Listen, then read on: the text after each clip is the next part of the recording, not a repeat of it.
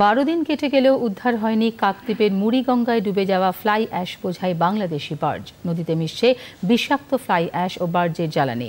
বার্জটিকে নদী থেকে সরিয়ে নেওয়ার জন্য ওয়েস্ট বেঙ্গল ইউনাইটেড ফিশারম্যান অ্যাসোসিয়েশনের পক্ষ থেকে মৎস্য দপ্তর ও দক্ষিণ 24 পরগনা জেলা শাসককে আবেদন করা হয়েছে। দূষণের জেরে নদীতে মাছ ধরার অসুবিধার কথা জানিয়েছেন মৎস্যজীবীরা।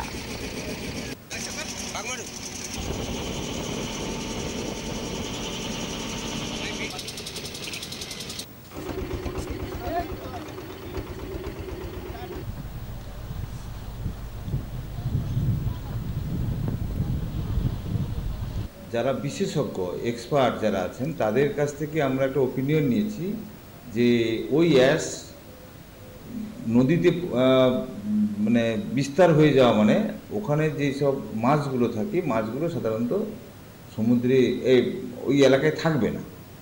তো অ্যাকচুয়ালি যেই এলাকাটায় ডুবেছে ওখানে আমাদের প্রান্তিক ফিশারম্যান কয়েক হাজার ফিশারম্যান, শুধু কাকদ্বীপ নয়, কাকদ্বীপ, নামখানা,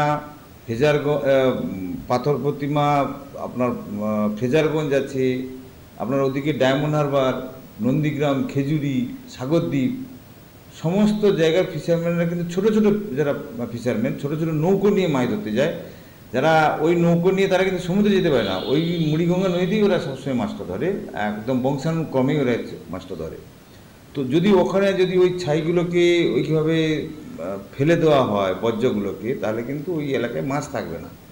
তো তার জন্য আমরা আবেদন করেছি যাতে হচ্ছে ওই এলাকা থেকে ওই অ্যাশগুলোকে ডাঙায় তুলে নেওয়া হয় এবং ওই যে জাহাজটি ডুবে আছে ওই জাহাজটাকে যেন তুলে নেওয়া হয়, বার্জটাকে।